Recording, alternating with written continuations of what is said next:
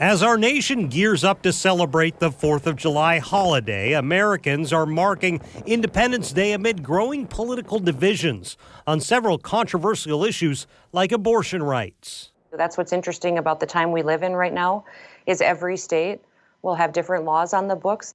We have to recognize we're a nation that was founded on certain principles that are grounded in the concept of freedom and liberty. The Supreme Court's decision to overturn Roe v. Wade having an immediate impact across the country as states move to impose abortion bans or codify the right to abortion. Rallies are scheduled to take place in some cities Sunday and Monday to advocate for abortion rights. South Dakota's trigger ban outlawing abortion went into effect immediately after Roe was overturned.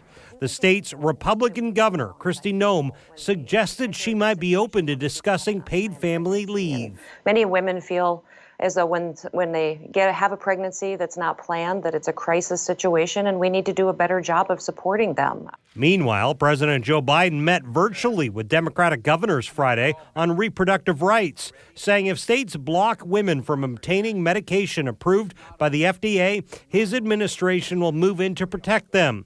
His Vice President, Kamala Harris, spoke at the Essence Festival in New Orleans on Saturday, emphasizing the outsized impact the Supreme Court decision would have on low-income women. We've had a history in this country of government trying to claim ownership over human bodies. And we had supposedly evolved from that time and that way of thinking. And now the overturning of Roe v. Wade is also having another major impact on doctors and healthcare providers. News4Jax reporter Marilyn Parker joins us live now to discuss the challenging position it can be for medical providers right now. Marilyn?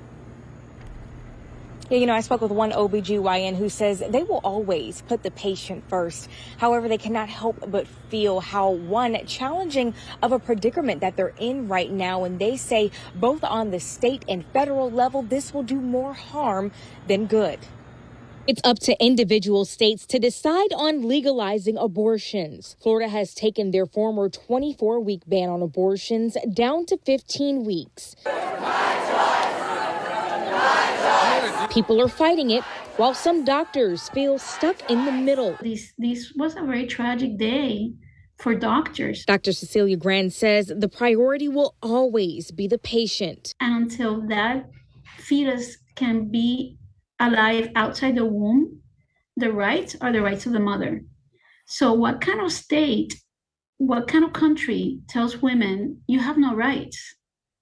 You cannot make decisions about what your future is. Some doctors feel they've been eliminated from the decision that was once centered around their perspective. In the Roe v. Wade filing, it says the abortion decision and its effectuation must be left to the medical judgment of the pregnant woman's attending physician. The doctor says now doctors will be faced with tough decisions. So doctors in Texas are turning patients away and telling them to come back when they're bleeding very heavy or when they have a fever.